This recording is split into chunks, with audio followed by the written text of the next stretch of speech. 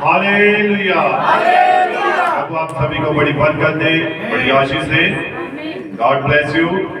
तो आइए हम सभी अपनी अपनी बाइबल को खोलेंगे और प्रेरितों की पुस्तक 6 अध्याय और उसकी पहली आयत से लेकर 7 आयत तक हम पढ़ेंगे।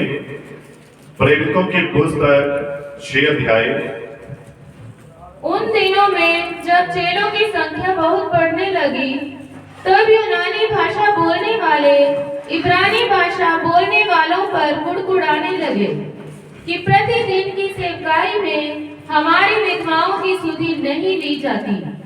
तब उन पारों ने चेलों की मंडली को अपने पास बुलाकर कहा, ये ठीक नहीं कि हम परमेश्वर का वचन छोड़कर खिलाने पिलाने की सेवा में रहें। इसीलिए हे भाइयों, अपने मेरे साथ सुनाम पुरुषों को जो पवित्र आत्मा और बुद्धि से परिपूर्ण हो चुन लो कि हम उन्हें इस काम पर ठहरा दें, परंतु हम तो प्रार्थना में और वचन की सेवा में लगे रहेंगे। ये बात सारी मंडली को अच्छी लगी और उन्होंने स्तिफनुस नामक एक पुरुष को जो विश्वास और पवित्र आत्मा से परिपूर्ण था, और फिलिपुस और प्रोखोरुस और निकानोर और तिमोन और परमिनास और अंताकियावासी निकुलाउस को जो यहूदी मत में आ गया था चुन लिया। इन्हें प्रेरितों के सामने खड़ा किया और उन्होंने प्रार्थना करके उन पर हाथ रखे। परमेश्वर का वचन फैलता गया और यरूशलेम में चेलों की गिनती बहुत बढ़ती गई और याजकों का एक बड़ा समाज इस मत को मानने वाला हो गया। Hallelujah, hallelujah, hallelujah. प्रभु यीशु मसीह का धन्यवाद करते हैं कि उसके वचन को पढ़ा गया है, सुना गया है और मैं विश्वास करता हूं कि आप इस वचन पर चलने वाले भी बने। भाई हम सभी अपने सिर को झुकाएंगे, आंखों को बंद करेंगे और दुआ में जाएंगे। महान स्वर्गीय पिता प्रभु यीशु मसीह, तेरा धन्यवाद, तेरी स्तुति, तेरी महिमा, तेरी उन्नत करते हैं प्रभु। सचमुच प्रभु यीशु मसीह, ये तेरा वचन, तेरा कलाम प्रभु यीशु मसीह, जिसकी व्याख्या सिर्फ प्रभु तू ही कर सकता है प्रभु, और तेरा पवित्र आत्मा ही है प्रभु जो तेरे लोगों से बात करता है प्रभु। बड़े भाई की प्रभु आज हर एक हृदय को प्रभु तो मसा कर, अभिषेक से भरपूर कर प्रभु, और प्यारे खुदा जी तेरा पाक वचन, तेरा पवित्र कलाम हर एक हृदय में प्रभु गहराई के साथ बैठ जाए प्रभु, और हम वचन को सिर्फ पढ़ने वाले या सुनने वाले ना हो, बल्कि हम तेरे वचन में चलने वाले बने प्रभु, ताकि तेरा स्वभाव हमारे जीवन में नजर आए प्रभु, तेरा वचन हमारी जिंदगियों में नजर आए प्रभु। जहां भी हम जाएं तेरे नाम की जिंदा गवाही दे प्रभु, और तेरे नाम को महिमा दे मेरे पिता। तेरा महान पवित्र आत्मा हर बात में, हर कार्य में हम सब की अगुवाई करे पिता। तू दया कर, कृपा कर, मदद कर, सहायता कर। प्रार्थना सुन कबूल कर। प्रार्थना प्रभु यीशु मसीह के नाम से मांगते हैं, आमीन, आमीन। God bless you. आप सभी अपने अपने स्थानों पर बैठ सकते हैं। Hallelujah, hallelujah, hallelujah. सभी आनंदित है, सभी खुश है। हालेलुया। जब आनंदित होते हैं तो थोड़ा सा शरीर में गर्मी भी होनी चाहिए, और गर्मी हमेशा ताली बजाने से आती है। जब आप ताली बजाते हैं तो आपके अंदर एक एनर्जी आती है। हालेलुया। और जितनी जोर से आप ताली बजाते हैं, इससे आपकी खुशी नजर आती है कि आप खुदा की उपस्थिति में कितने आनंदित हैं। Hallelujah, hallelujah. प्रभु आप सभी को बड़ी बरकत दे, बड़ी आशीष दे। तो सबसे पहले मैं ये बात कहना चाहता हूं कि हमारा जो संदेश चल रहा है वो संदेश किसके लिए है? डीकन्स के लिए। जो डीकन्स चर्च में, कलीसिया में ठहराए जाते हैं, उनकी क्या क्या जिम्मेवारी है। और भाई पहले ही बता रहे थे कि वचन से पहले भाई लोग, बच्चे लोग जब अंदर बाहर जा रहे होते हैं, इनको समझाना रोकना ये डीकन्स का ही काम होता है। क्योंकि नबी ने भी कहा है, खुदा का कलाम कहता है कि जो डीकन्स है ये कलीसिया में एक पुलिसकर्मी होते हैं, पुलिसमैन होते हैं, और ये किसी को भी समझा सकते हैं, और अगर हालात बेकाबू हो तो ये डांट भी सकते हैं। तो हमें हर बात को सहना होता है जो वचन के अनुसार है, उस बात को ग्रहण करना होता है। Hallelujah, hallelujah. और जो शुक्रवार की प्रार्थना है, प्रभु बड़ी बरकत दे आप सब भाइयों को, बहनों को, परिवारों को। और मैं सुन रहा था भी हर शुक्रवार की जब प्रार्थना होती है तो प्रभु उस परिवार को बड़ी बरकत देता है, बड़ी आशीष देता है, और उनके जीवन में बहुत बड़ी बड़ी गवाहियों को तैयार करता है। हालेलुया। और जो हम दुआ करते हैं डेली नाइट की ऑनलाइन प्रेयर जो होती है, और उस प्रेयर में जितने भी परिवार शामिल होते हैं, और आप जानते हैं कि आपका एक छोटा परिवार है जिसमें आपके 4, 5, 6, 7, 10 सदस्य तक हो सकते हैं, लेकिन जब हम ऑनलाइन प्रेयर में होते हैं उस वक्त ये एक साधारण परिवार नहीं होता है, ये एक witness of Jesus and time message वो फैमिली होती है। और वो परिवार, वो फैमिली पूरी एक साथ बैठकर क्या कर रही है? दुआ कर रही है, प्रार्थना कर रही है। और उस प्रार्थना के जरिए मैं विश्वास करता हूं कि आप सभी आशीष पा रहे हैं, बरकत पा रहे हैं। हालेलुया। और उस प्रार्थना में एक विषय को भी लिया हुआ है, जो ऑनलाइन प्रेयर होती है उसमें हम एक वचन को लगातार पढ़ रहे हैं, सुन रहे हैं, और वो वचन क्या है, किस विषय पर है? वो है पवित्र आत्मा के ऊपर, कि पवित्र आत्मा क्या है। और नबी ने कहा है कि सबसे पहले हमें तो पवित्र आत्मा के बारे में मालूम होना चाहिए कि पवित्र आत्मा है क्या। और आज के समय की बात करें तो बहुत सारे लोग पवित्र आत्मा को अन्य भाषा जो बोली जाती है उसी को ही पवित्र आत्मा तक उन्होंने सीमित कर दिया है। बहुत सारे लोग समझते हैं कि शायद अन्य भाषा, गैर भाषा बोलना ही पवित्र आत्मा है, परंतु ये ऐसा नहीं है। और हमारे युग के नबी ने कहा है कि पवित्र आत्मा, ये जो अन्य भाषा है, ये पवित्र आत्मा का ही एक वरदान है। हालेलुया। लेकिन जब पवित्र आत्मा हमें मिलता है तो हमें मालूम होना चाहिए कि ये हमसे क्या करवाता है। अब ऐसा तो नहीं है कि आप पवित्र आत्मा लेकर बैठ जाएं और आपको मालूम भी ना हो कि आपको पवित्र आत्मा मिला है। तो आपको ये मालूम होना चाहिए कि पवित्र आत्मा हमें मिला है, पवित्र आत्मा है क्या, और जब ये मिलता है ये हमसे क्या चाहता है, ये हमसे क्या करवाता है। तो नबी ने इस संदेश में बताया था कि पवित्र आत्मा सबसे पहले अब्राहम को एक चिन्ह के रूप में दिया गया था, एक खतरा के रूप में। और उसके बाद हम देखते हैं कि पवित्र आत्मा एक शाप है जो आपके छुटकारे के दिन तक के लिए आपके ऊपर लगी हुई है। हालेलुया। समझे मेरी बात को? फिर पवित्र आत्मा क्या है? पवित्र आत्मा एक चिन्ह है, पवित्र आत्मा एक खतना है, पवित्र आत्मा मन का खतना है। पवित्र आत्मा आपके मन का भी, आपके हृदय का भी खतना करता है। हालेलुया। और पवित्र आत्मा एक अधिवक्ता है। अधिवक्ता यानी कि एक वकील के रूप में आपके अंदर होता है। और ये इसका काम क्या है?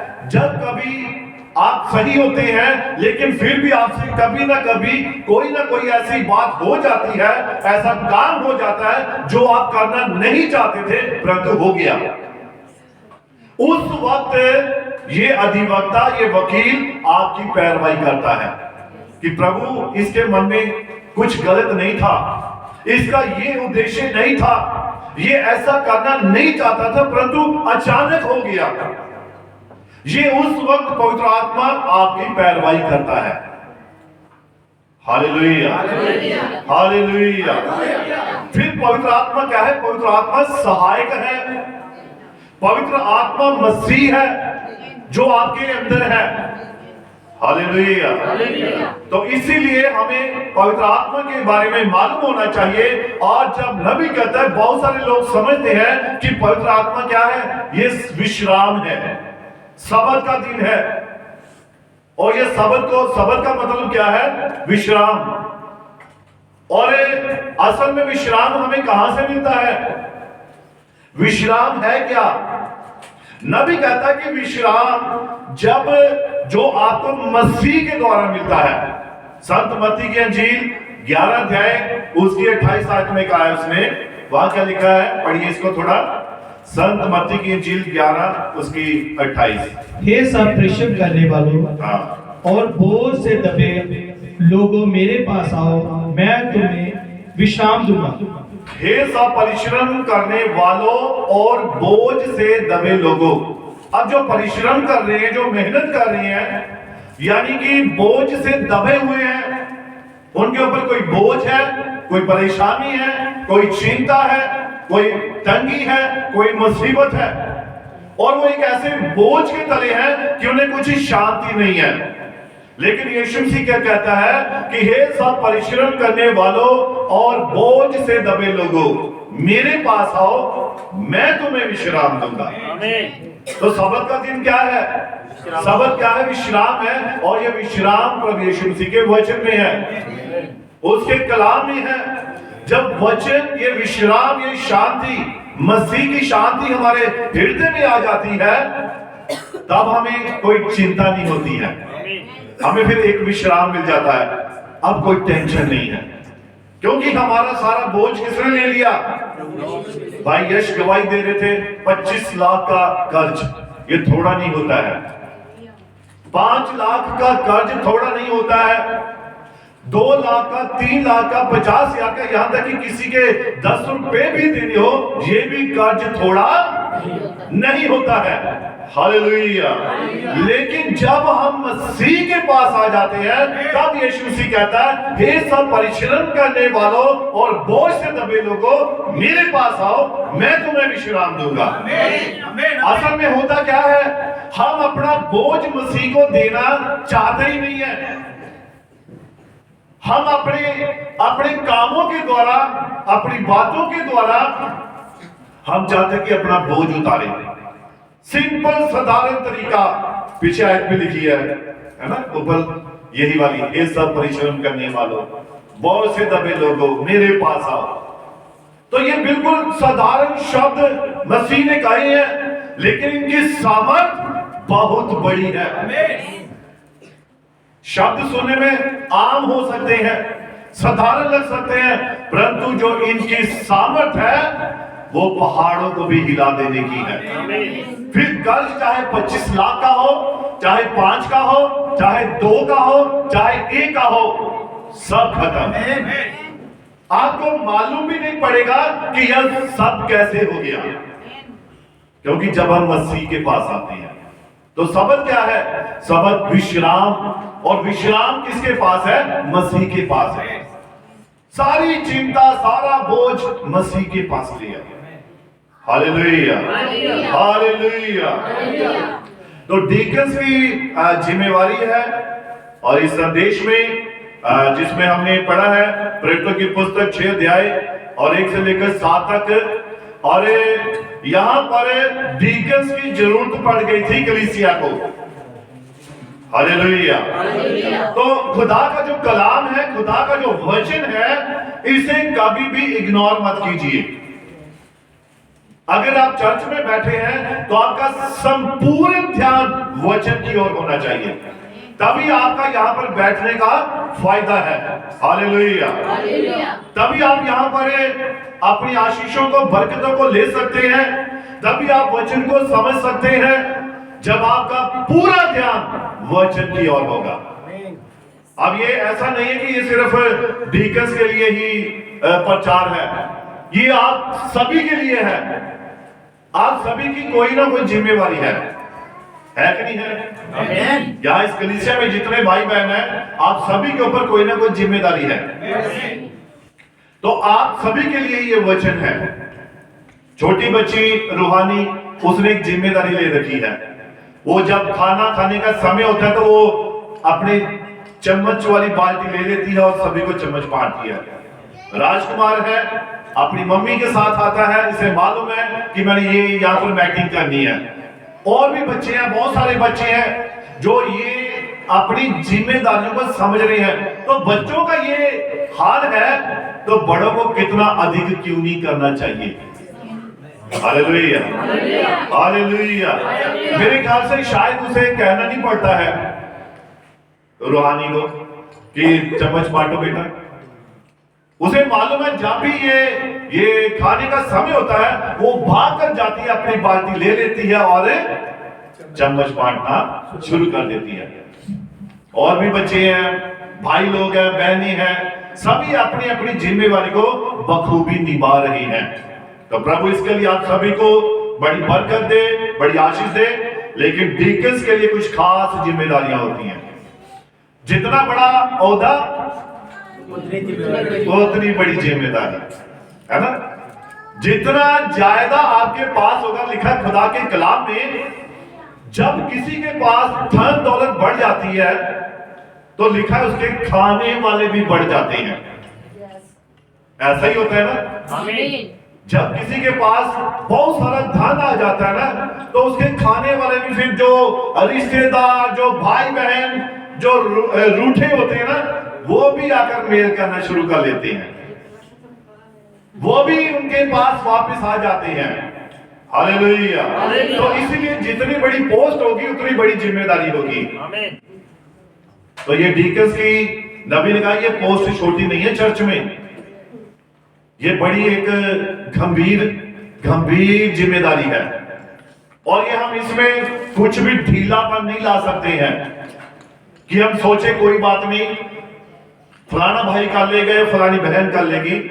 ऐसा तो इसमें रत्ती भर भी ऑप्शन नहीं है। जो जिम्मेदारी है, जहां पर डीकन्स ने खड़े होना है, डीकन्स का काम है, वहां पर उन्हें ही करना पड़ेगा। ऐसा खुदा का कलाम कहता है, वचन कहता है।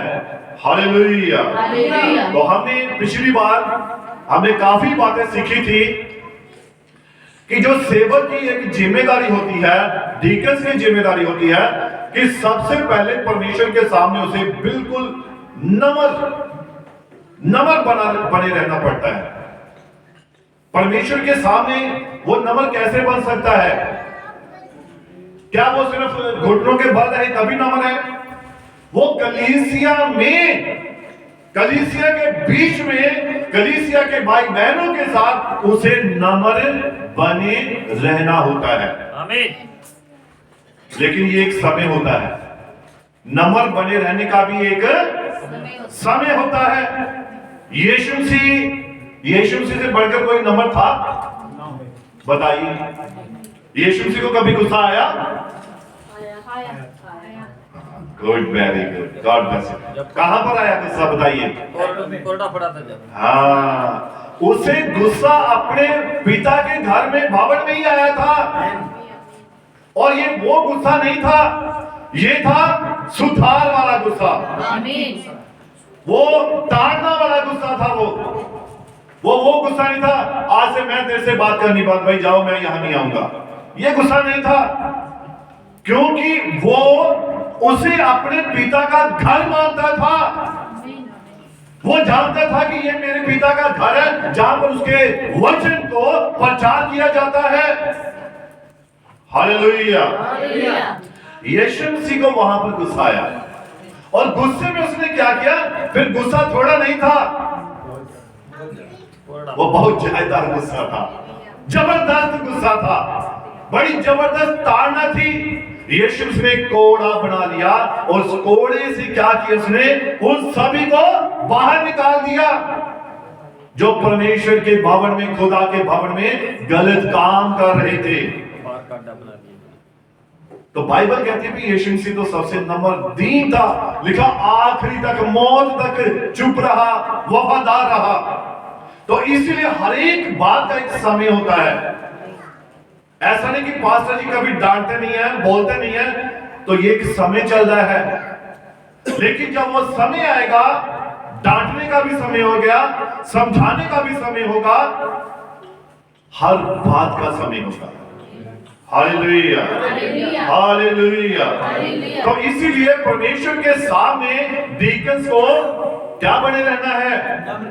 नम्र बने रहना है। परमेश्वर के कहने और प्रेरणा के मुताबिक काम करना होता है। दूसरों की जरूरतों को पूरा करने में मदद करनी होती है, पूरे मन से सेवा करनी होती है, और अपने हित से पहले दूसरे के हित के बारे में चिंता करनी है। ये इनकी एक जिम्मेदारी है। हालेलुया। कलीसिया की जरूरतों को पूरा करने में मदद करना, ये इनकी एक जिम्मेदारी होती है।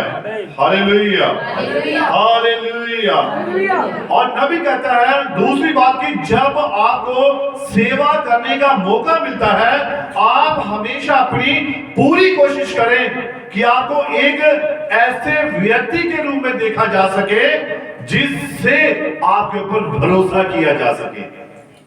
जब आपको कोई जिम्मेदारी दी जाती है तो आप उस जिम्मेदारी को इतना परफेक्ट ढंग से कीजिए कि आपके ऊपर भरोसा करा जा सके, है ना, कि आपके ऊपर विश्वास किया जा सके।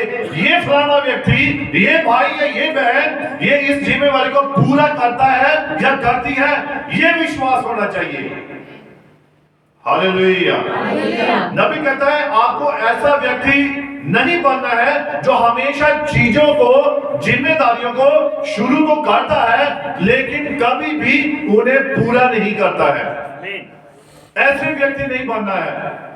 हमारे ऊपर ऐसा भरोसा हो कि जो कोई काम सौंपा जाए उसे शुरू से लेकर आखिर तक पूरी तरह करके बताइए, ताकि आपके ऊपर विश्वास किया जा सके। नबी कहता है ऐसे व्यक्ति नहीं बनना है, ऐसे जिम्मेदार व्यक्ति नहीं बनना है जो काम शुरू तो करते हैं परंतु जल्दी थक जाते हैं, जल्दी हरासमेंट हो जाते हैं, जल्दी ये हो जाते हैं। ऐसे व्यक्ति मत बनो। फिर दोबारा क्या होता है, और छोड़ो यार, इसको क्या काम सौंपना, आधा काम करता ही है। ऐसे व्यक्ति नहीं बनना है। नबी कहता है आपका चरित्र आपको महान लोगों के सामने खड़े करता है। यानी कि आपका जो कैरेक्टर एक बार बन जाएगा ना कलीसिया में, खुदा की निगाह में, वो ही कैरेक्टर आपको महान बनाएगा, क्योंकि आप अपने कैरेक्टर को खुद बनाने वाले हैं। आप अपने काम को बखूबी करना अगर जानते हैं तो आप अपने कैरेक्टर को बना रहे हैं। हालेलुया। कोई भी जिम्मेदारी, चाहे वो छोटी है चाहे वो बड़ी है, उस जिम्मेदारी को ईमानदारी के साथ पूरा करना होता है। हालेलुया। अब देखिए नबी कहता है तो जिम्मेदारियों से आप घृणा मत कीजिए, चाहे वो काम कितना भी छोटा क्यों ना हो। पिछली बार सब बताया था ना, चाहे वो जूते साफ करने की सेवा क्यों ना हो, चाहे वो झाड़ू लगाने की सेवा क्यों ना हो, चाहे वो वॉशरूम को साफ करने की सेवा क्यों ना हो, आप किसी भी काम को छोटा मत समझिए। आपकी चर्च में एक जिम्मेदारी है। Hallelujah, hallelujah. तो इसीलिए अंत में आपको अपनी जिम्मेदारियों का भार, जो उसे आप ये मत सोचिए पास्टर जी थोड़ी सी मुझसे जिम्मेदारी कम कर दीजिए, ये काम मैं नहीं कर सकता, आप ऐसा मत कहिए। आप अपनी जिम्मेदारी को कम करने के बारे में मत सोचिए। इसके बजाय आपको ये परमेश्वर के साथ समर्पित रहना सीखना चाहिए कि जो जिम्मेदारी सौंपी गई है उस जिम्मेदारी के साथ पूरे ईमानदार बने रहिए। हालेलुया। आप इसे दैनिक रूप से प्रार्थना, आराधना और परमेश्वर के वचन में तब तक कर सकते हैं जब तक कि अंदर की ओर की शांति बाहर की उथल पुथल को अधिक मजबूत ना हो जाए। हालेलुया। यही कारण है कि यीशु मसीह ने कहा कि मैं तुम्हें शांति दिए जाता हूं, अपनी शांति मैं तुम्हें देता हूं, जैसा संसार देता है वैसे मैं तुम्हें नहीं देता। इसलिए तुम्हारा मन ना घबराए और ना डरे। हालेलुया। डरने की जरूरत नहीं है कोई जिम्मेदारी अगर सौंपी जाती है, बल्कि हमारे अंदर एक शांति, एक तसल्ली, एक विश्वास होना चाहिए हालेलुया, हालेलुया। और मैं एक बात थोड़ी सी वचन में से पढ़ना चाहता हूं, आप इसको पढ़िए। संत मत्ती की अंजील 25 अध्याय और उसकी 14 से पढ़िए। संत मत्ती की अंजील 25 अध्याय। क्योंकि ये उस मनुष्य की सी दशा है जिसने परदेश जाते समय अपने दासों को बुलाकर अपनी संपत्ति उनको सौंप दी। अब यहाँ पर एक जिम्मेदारी की बात है। कौन सी? सभी बोलेंगे कौन सी बात है? एक जिम्मेदारी सौंपी जा रही है। अब एक स्वामी ने क्या किया? परदेश जाते समय अपनी संपत्ति अपने दासों को सौंप दी। तब क्या हुआ? पढ़िए।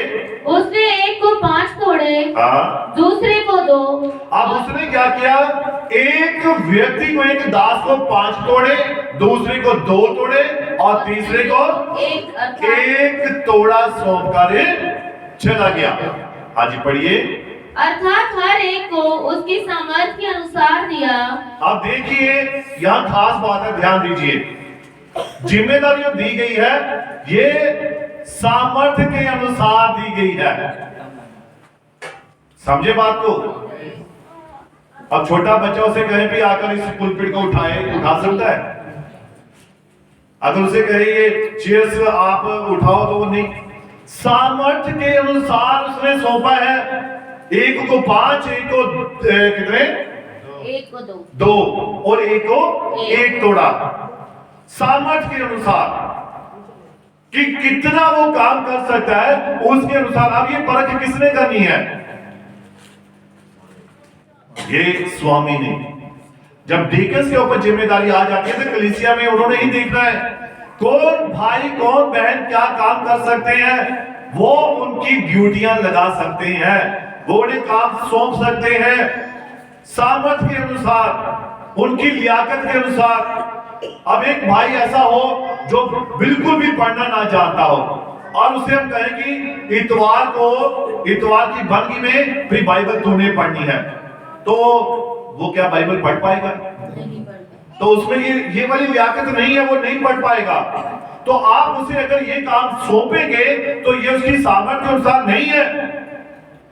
और यही आपने परखना है, यही आपने देखना है कौन किस लायक है। Hallelujah, hallelujah, hallelujah, hallelujah. हाँ, पढ़िए इसको आगे। और तब परदेश चला गया। हाँ, तब जिसको 5 तोड़े मिले थे, आप 21 साल पढ़िए।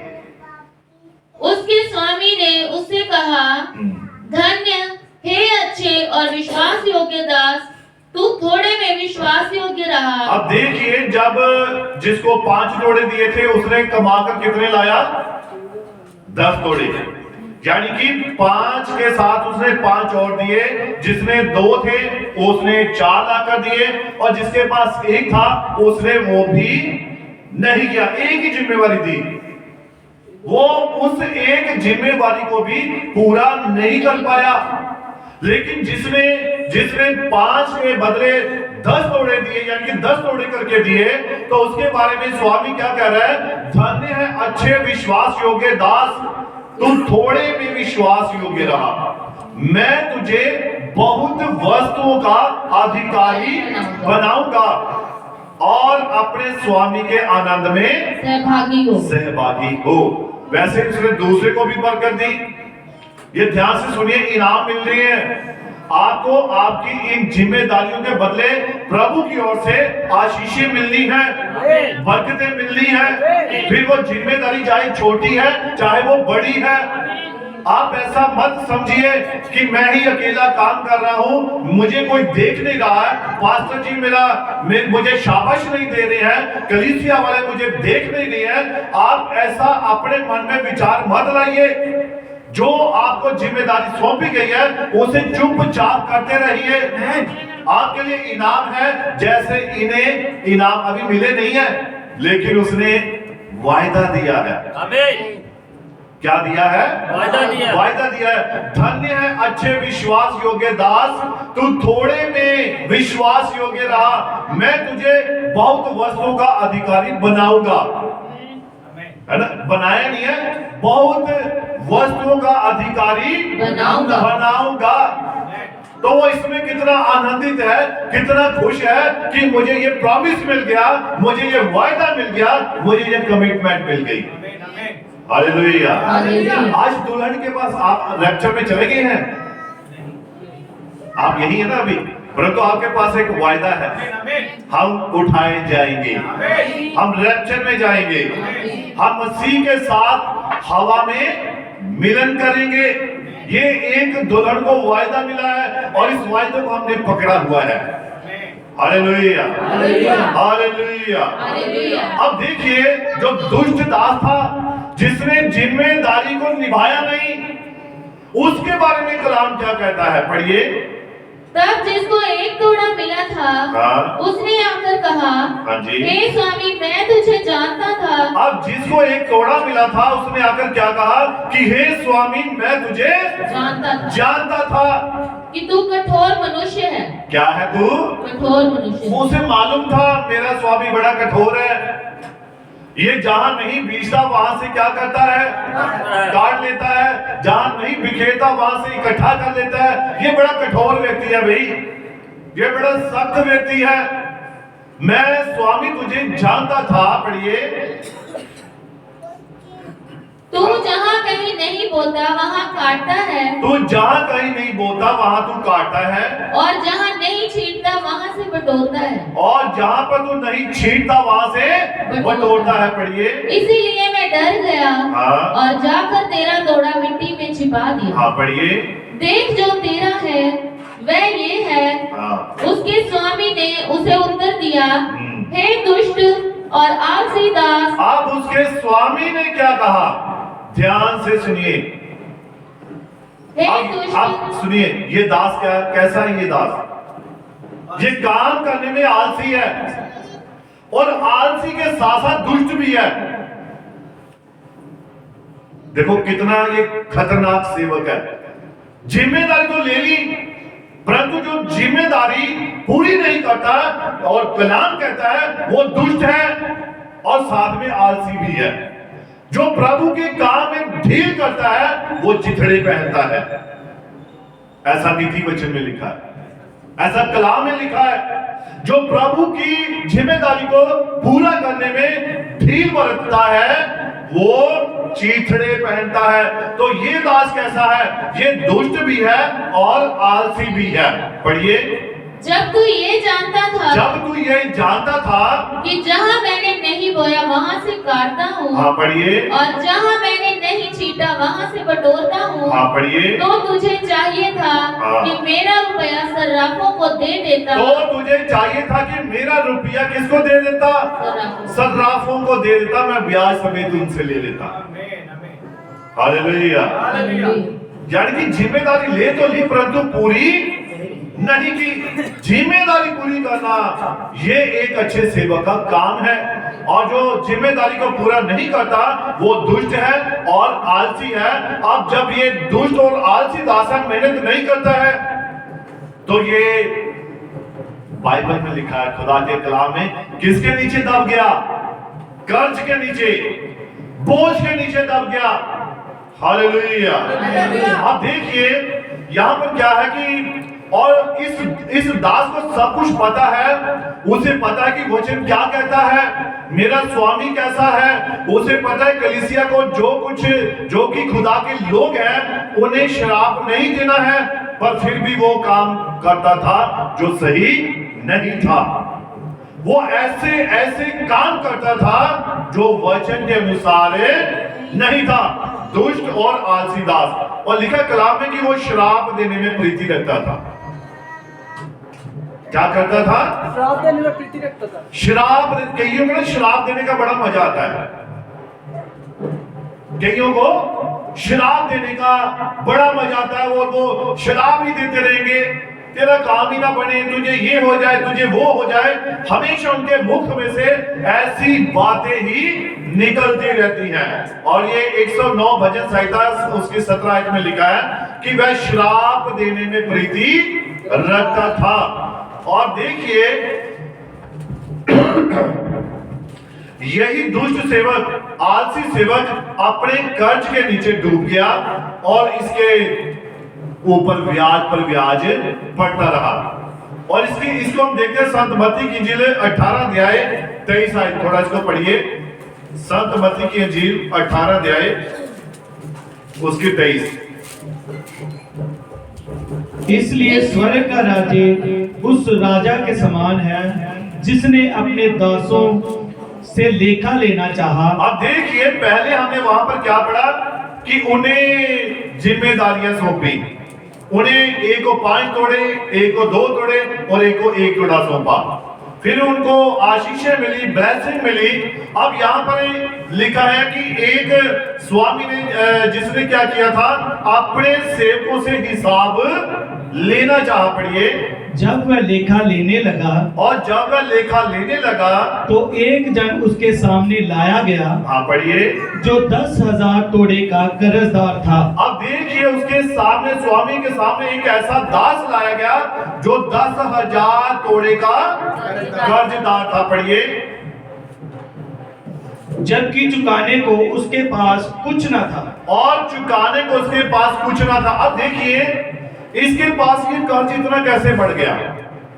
10,000 तोड़े उधार हो गया, इतनी तोड़ों की देनदारी हो गई। कारण क्या था? ये भी आलसी था, ये भी दुष्ट था, ये भी खुदा के वचन के प्रति वफादार नहीं था और ये ढीलेपन से काम को करता था। हालेलुया। और देखिए, इसके ऊपर ब्याज पर ब्याज पड़ता रहा और इसके कितने तोड़े हो गए? 10,000 तोड़े हो गए। और उसने क्या कहा? पढ़िए, तो उसके स्वामी ने कहा हाँ, कि ये और उसकी पत्नी और बाल बच्चे और जो कुछ उसका है सब बेचा जाए। और स्वामी ने क्या कहा? अब अगर ये तोड़े वापस नहीं करता है तो इसकी पत्नी, इसके बच्चे और जो कुछ इसका है सब बेचा जाए और 10,000 तोड़ों को पूरा किया जाए। तब ये दास क्या करने लगा? रोने लगा, गिड़गिड़ाने लगा। और उसने क्या कहा? पढ़िए, इस पर उस दास ने गिरकर उसे प्रणाम किया और कहा, हे स्वामी, धीरज धर, मैं सब कुछ भर दूंगा। तब उस दास के स्वामी ने तरस खाकर उसे छोड़ दिया और उसका कर्ज क्षमा कर दिया। अब देखिए, इसके ऊपर तरस तो खाया, ध्यान से सुनिए इस बात को, तरस तो खाया और स्वामी ने उसका कर्ज क्या कर दिया? 10,000 तोड़े माफ कर दिए। अगर आज की बात करें, मेरे ख्याल से 10 करोड़ के बराबर होंगे या 10 लाख के बराबर होंगे। 10 लाख माफ कर दिया तो उसे आनंदित होना चाहिए, उसे खुश होना चाहिए, उसे भला करना चाहिए, उसे भलाई करनी चाहिए, उसमें दीनता आनी चाहिए, उसमें नम्रता आनी चाहिए, उसे खुदा के आगे झुके रहना चाहिए। परंतु ये दुष्ट था, ये आलसी था। जैसे ही वहां से ये निकला, बाहर इसे इसका अपना एक और देनदार मिल गया जिसने इसके कितने तोड़े देने थे? लिखा इधर 100 तोड़े, 100 दिनार, 100 दिनार है ना, 100 दिनार देना था। अपना 10,000 माफ हो गया, लेकिन इसने किसी से 100 दिनार लेने थे। अपने तो 10 करोड़ माफ करवा लिए, लेकिन हो सकता है इसने उससे 100, 200, 300, 500 इतना लेना हो, 100 लाख रुपया लेना हो, 2 लाख लेना हो, 3 लाख लेना हो और अपने करोड़ों माफ करवा लिए। परंतु जब इसको बाहर इसका एक दोस्त मिला, इसका जो एक इसके साथ का सेवक था वो मिला, इसने उसका गला पकड़ लिया, गला पकड़ लिया और उसको कहने लगा कि मेरे पैसे निकाल, अभी निकाल, अभी रख, नहीं तो मैं तुझे कहां दे दूंगा? कैद खाने में डाल दूंगा। पढ़िए इसको थोड़ा और आगे। इस पर उसका संगी दास गिरकर उससे विनती करने लगा, और उसका संगी दास गिरकर उसके आगे विनती करने लगा कि धीरज धर, मैं सब भर दूंगा, कि धीरज धर, हौसला रख, मैं सब कुछ भर दूंगा। पढ़िए, उसने ना माना, परंतु वो ना माना परंतु जाकर उसे बंदी गृह में डाल दिया, परंतु जाकर उसे बंदी गृह में डाल दिया। पढ़िए कि जब तक कर्ज को ना भरे, हाँ, भर न दे, हाँ जी। तब तक वही रहे। और जब तक वो कर्ज को ना भर दे तब तक वो जेल खाने में ही रहे। जब ये बात बाकी संगी दासों ने देखी, उन्होंने जाकर उसके स्वामी से कहा, देख इसने ये किया है, इसने उससे पैसे 100 दिनार लेना था, इसने उसे मारा है, कूटा है और उसे कहां डाल दिया है? बंदी गृह में डाल दिया है। तो उसके स्वामी ने उसे बुलवाया और उसे क्या कहा, लाकर पढ़िए। तब उसके स्वामी ने उसको बुलाकर उससे कहा, हाँ पढ़िए। हे दुष्ट दास, हे दुष्ट दास, तूने देखो, हाँ सुनिए, सॉरी, देखिए जब उसने गिड़गिड़ाया कि स्वामी मैं तेरा 10,000 नहीं दे सकता, 10,000 तोड़े नहीं दे सकता, मुझे माफ कर दे, तो स्वामी ने वहां कोई नहीं कहा कि तू दुष्ट है, तू आलसी है, तू निकम्मा है, ऐसा कुछ कहा उस वक्त, क्योंकि वो तरस से भरा हुआ था, उसे माफ कर दिया। परंतु जब उसने अपनी हरकतें बंद नहीं की, अपना दुष्टपना खत्म नहीं किया, उसे नहीं छोड़ा, तब जब मालिक को पता लगा तब उसने दुष्ट कहा है, तब उसे दुष्ट कहा, ये तो दुष्ट व्यक्ति है, अगर तेरे 10,000 तोड़े मैंने माफ कर दिए तो क्या तुझे भी उसके 100 दिनार माफ नहीं करने चाहिए थे? हालेलुया। भाई बहनों, आज यही स्थिति है। आज हमें क्या करना है? खुदा की जिम्मेदारियों को पूरी ईमानदारी के साथ करना है। ऐसे दास नहीं बनना, ऐसे सेवक नहीं बनना कि जो हम अपना भला देखें परंतु दूसरे का भला ना देखें। हालेलुया। इसलिए लिखा है, ये जो सेवक है ये अपने ही हित की चिंता ना करें बल्कि दूसरे की हित की भी चिंता करें। Hallelujah, hallelujah. अब लिखा, खुदा का कलाम कहता है जो मसीह में है उन पर दंड की आज्ञा नहीं है। अब किन लोगों के ऊपर दंड की आज्ञा नहीं है? जो मसीह में है, जो मसीह में आ चुके हैं। रोमियो 8 उसकी 1 पढ़िए। रोमियो की पुस्तक 8 अध्याय उसकी 1। अतः अब जो मसीह यीशु में है, हाँ, उन पर दंड की आज्ञा नहीं। अब जो मसीह यीशु में है उन पर दंड की आज्ञा नहीं है। अब इसकी 9 आयत पढ़िए। परंतु जबकि परमेश्वर का आत्मा तुम में बसता है, हाँ, तो तुम शारीरिक दशा में नहीं। और अगर तुम्हें, बड़ी ध्यान से गौर से सुनने वाली बातें हैं, जब मसीह का आत्मा तुम में वास करता है तब तुम संसारिक नहीं हो। हालेलुया। कितने समझे इस बात को? एक बार फिर से वचन को पढ़िए। परंतु जबकि परमेश्वर का आत्मा तुम में बसता है, जबकि परमेश्वर का आत्मा तुम में बसता है तो तुम शारीरिक दशा में नहीं। तो तुम शारीरिक दशा में नहीं हो। एक डीकन्स को, एक सेवक को, उसे हमेशा आत्मिक दशा में रहना पड़ता है। और जब उसके अंदर मसीह का आत्मा है तो वो फिर शारीरिक दशा में नहीं है। वो जब चर्च में है, खुदा के भवन में है, वो आत्मिक दशा में ही रहे, हर बात को आत्मिक तरीके से देखे। हालेलुया। पढ़िए इसको। परंतु आत्मिक दशा में हो, हाँ, यदि किसी में मसीह का आत्मा नहीं, और यदि किसी में मसीह का आत्मा नहीं तो वह उसका जन नहीं। तो वह उसका जन भी नहीं है। तो इसलिए जो डीकन्स हैं इनके अंदर मसीह का आत्मा होना जरूरी है। समझे मेरी बात को? जिनके ऊपर जिम्मेदारियां हैं उनके अंदर मसीह का आत्मा होना चाहिए और मसीह का स्वभाव नजर आना चाहिए। Hallelujah, hallelujah. अब देखिए, जो समझता है कि मैं स्थिर हूं वो चौकस रहे कि कहीं गिर ना जाए। कोई बशर अपने कैरेक्टर के ऊपर, अपने स्वभाव के ऊपर घमंड ना करे। कि अरे नहीं नहीं, मैं तो बड़ी प्रार्थना करता हूं, मैं बड़ी दुआ करता हूं, मैं तो हमेशा वचन के साथ पढ़ा रहता हूं, मैं बाइबल पढ़ता हूं, मैं तो नबी के संदेशों को पढ़ता हूं, मैं बड़ी अच्छी बातचीत कर लेता हूं। लिखा है जो अपने आप को स्थिर समझे कि मैं मजबूत हूं, लिखा है वो ही सबसे ज्यादा सही अपने पर ध्यान देने की जरूरत है, कहीं वो घिर ना जाए। Hallelujah, hallelujah. और रोमियो 11:25 पढ़िए इसको, 11:25। हे भाइयों कहीं ऐसा ना हो, हे भाइयों कहीं ऐसा ना हो कि तुम अपने आप को बुद्धिमान समझ लो। हे भाइयों कहीं ऐसा ना हो कि तुम अपने आप को बुद्धिमान समझ लो। ऐसा भी नहीं होना चाहिए कि हमें जो जिम्मेदारी सौंपी गई है हम सबसे बुद्धिमान हैं। बुद्धिमानी की जरूरत सभी को है, परंतु कहीं ऐसा ना हो कि हम अपनी ही दृष्टि में बुद्धिमान बन बैठे।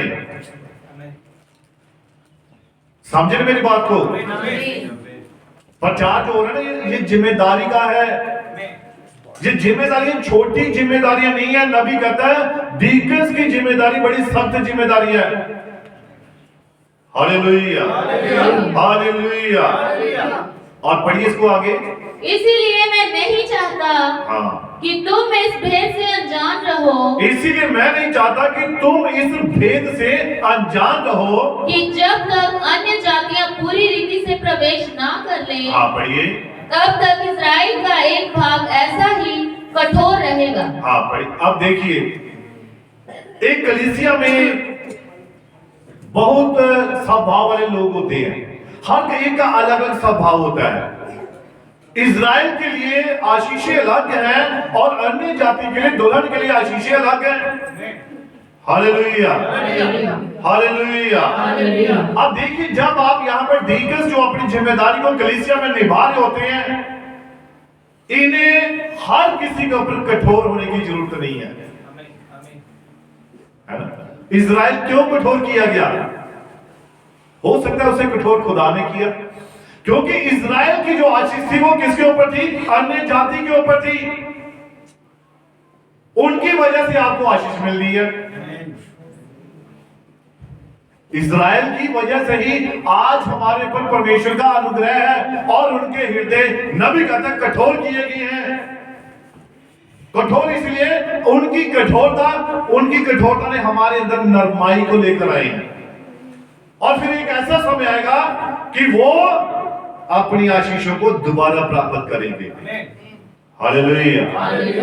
इसीलिए एक डीकन्स जो चर्च में अपनी जिम्मेदारी को पूरा कर रहा है, उसे बिल्कुल कठोरता का स्वभाव व्यवहार नहीं करना है। नबी कहता है वो तो एक पूरी तरह से नम्र व्यक्ति हो, पूरी तरह से नम्र व्यक्ति हो। अगर चर्च में कोई आता है, बैठिए, आइए, ये नबी कहता है डीकन्स एक मेहमान नवाजी करनी है इन्होंने। ये नहीं है कि डंडा पकड़ लिया और हाँ भैया फिर बैठना नहीं आता, या बहनों को बोलना शुरू कर दे कुछ भी। यहां सख्ताई की जरूरत नहीं है। सख्ताई की जरूरत जब होगी, नबी कहता है तब वो समय भी आएगा। हालेलुया। और उससे पहले नबी कहता है आपको पवित्र आत्मा की अधीनगी में चलना होता है। आप देखें कि आपको पवित्र आत्मा कैसे गाइड कर रहा है। आप पवित्र आत्मा की बात को पहले सुने, फिर लागू करें।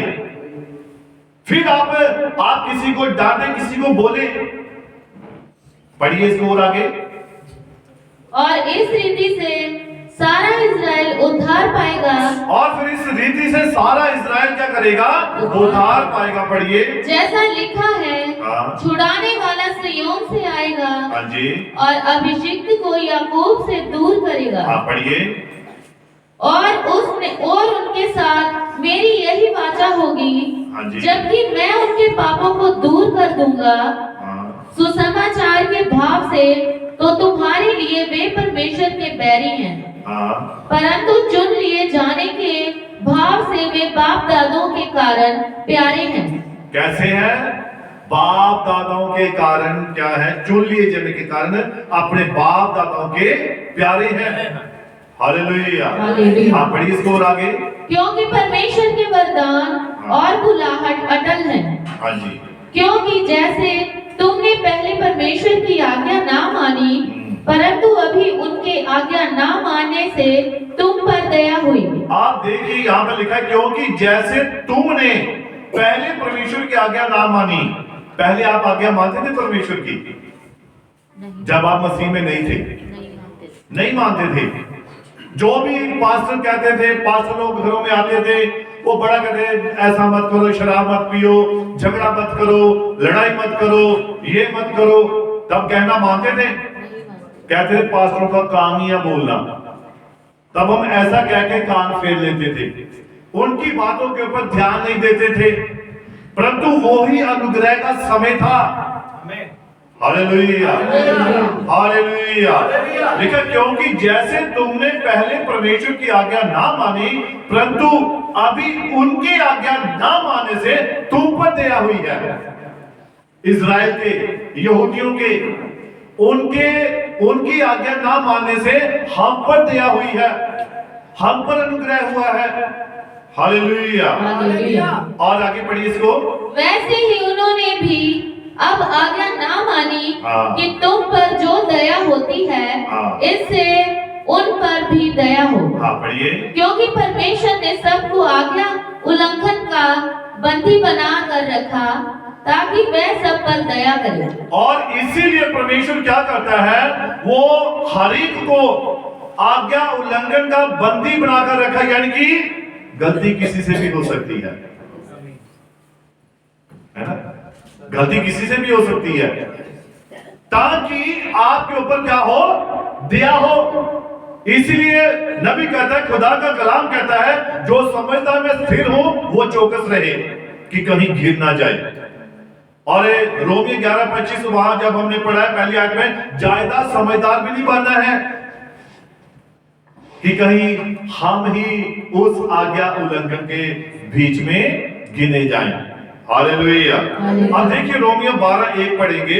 इसीलिए हे भाइयों, मैं तुमसे परमेश्वर की दया स्मरण दिलाकर विनती करता हूँ कि अपने शरीरों को जीवित और पवित्र और परमेश्वर को भावता हुआ बलिदान करके चढ़ाओ। इसीलिए हे भाइयों, मैं तुमसे परमेश्वर की दया स्मरण दिलाकर विनती करता हूँ कि अपने शरीरों को, आप देखिए आपको शरीर की बात हो रही है, प्रेजेंट टच। आत्मा के, शरीर के कितने चेतनाएं हैं? 5, और जिसमें एक है अनुभव, टच। हम शरीर को टच कर सकते। इस शरीर की बात हो रही है कि आप अपने शरीरों को जीवित और पवित्र और परमेश्वर को भागता हुआ बलिदान करके चढ़ाएं। यही तुम्हारी आत्मिक सेवा है।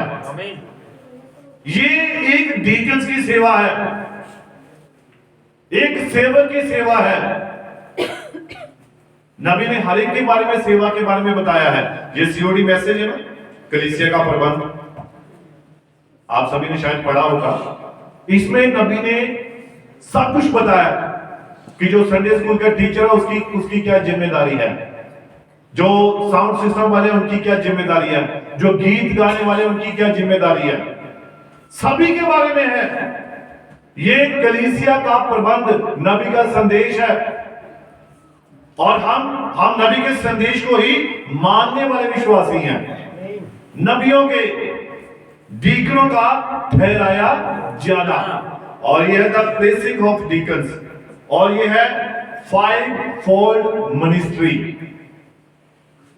इसीलिए नबी कहता है कि हमें कलीसिया में डीकन्स की जरूरत है, और डीकन्स ही है जिनकी सबसे बड़ी एक जिम्मेदारी है, जितनी एक पास्टर की होती है। समझ रहे मेरी बात को? डीकन्स भाई लोग समझ रहे हैं मेरी बात को? आज सुन रहे हैं भाई लोग? हाँ, भाई सोनू भी पीछे हैं, भाई सोनू डीसी समझ रहे हैं मेरी बात को? सुन रहे हैं? हाँ, ध्यान देकर सुनना है बातों को। और इनकी पत्नियां, वाइफ, हाथ खड़ा करेंगे, यही है, मौजूद है, पहले। God bless you. एक दो और 2 3 सिस्टर रोजी 4। आपके लिए भी जिम्मेदारियां हैं इसमें, और ये सब बातें नबी एक व्यवस्था में लेकर आया ताकि एक कलीसिया को सुचारू रूप से चलाया जा सके। ये खुदा का भवन है, खुदा के लोग हैं, परमेश्वर के चुने हुए लोग हैं जो संसार में से अलग किए हुए हैं। हालेलुया। तो इसीलिए परमेश्वर क्या करता है, अपने लोगों के ऊपर अपने ही निगहबानों को ठहराता है। वो डिनोमिनेशन से नहीं आते हैं, बाकी जितनी भी चर्चेस हैं डिनोमिनेशन की, उनके ऊपर मनुष्यों के द्वारा मनुष्य ठहराए जाते हैं। लेकिन यहां पर जो एंड टाइम मैसेज की कलीसिया है, इसमें खुदा की ओर से ही ये सब प्रबंध किए जाते हैं, और ना ही ये किसी मनुष्य के अधीन नहीं है, ये खुदा के वचन के अधीन है, क्योंकि हमें चलाने वाला पवित्र आत्मा है, और हम पूरी ईमानदारी के साथ पवित्र आत्मा की उपस्थिति में चलने के लिए हमें उसके साथ, खुदा के साथ कमिटमेंट करनी चाहिए। Hallelujah, hallelujah. तो इसलिए ये डीकन्स की क्या है, एक आत्मिक सेवा है, शरीर में कर रहे हैं आत्मिक सेवा। तो इसीलिए अपने आप को क्या रखना है, पवित्र रखना है, और अपने आप को भावता हुआ बलिदान करके चढ़ाओ। खुद बलिदान होना है हमने, किसके लिए, खुदा के लोगों के लिए। हो सकता है कोई अच्छी बात करना ना जानता हो, तो हमें उसे कठोरता का व्यवहार नहीं करना है। हो सकता है किसी को बैठने का तरीका ना हो, तो हमें उसे बड़े प्यार से सिखाना है। नबी कहता है जैसे आप बच्चों को समझाते हो वैसे ही उन्हें समझाना है, एक छोटा बच्चा समझकर उसे समझाना है। Hallelujah, hallelujah, hallelujah. तो इसीलिए जो जिम्मेदारियां सौंपी जाती हैं, नबी कहता है उसका विरोध ना करें, उन जिम्मेदारियों का विरोध नहीं करना है। इसको पढ़कर मैं समाप्त करूंगा। रोमियो की पुस्तक 13 और उसकी पहली आयत से पढ़ेंगे। हर एक व्यक्ति शासकीय अधिकारियों के अधीन रहे, हर एक व्यक्ति शासकीय अधिकारियों के अधीन रहे, क्योंकि कोई अधिकार ऐसा नहीं, क्योंकि कोई अधिकार ऐसा नहीं जो परमेश्वर की ओर से ना हो, जो परमेश्वर की ओर से ना हो। पढ़िए। और जो अधिकार हैं, और जो अधिकार हैं, वे परमेश्वर के ठहराए हुए हैं। वे किसके ठहराए हुए हैं, परमेश्वर के। वो परमेश्वर के ठहराए हुए हैं। Hallelujah, hallelujah, hallelujah. हालेलुया। नबी कहता है कि जब शिक्षा दी जाती है ना, तो ये एक स्कूल की क्लास की तरह होती है। जो प्रचार होता है वो एक अलग चीज होती है।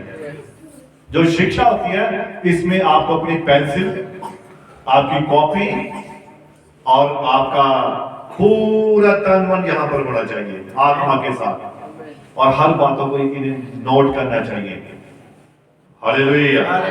तो इसीलिए प्रभु आप सभी को बड़ी बरकत दे, बड़ी आशीष दे कि जितने भी अधिकार हैं ये सब किसकी ओर से हैं, ये परमेश्वर की ओर से ठहराए हुए हैं। तो किसी भी अधिकार का विरोध नहीं करना है कि पास्टर जी इसे क्यों डीकन बना दिया, पास्टर जी इसे क्यों ये यहां पर लगा दिया, पास्टर जी इसे क्यों ऐसा कर दिया।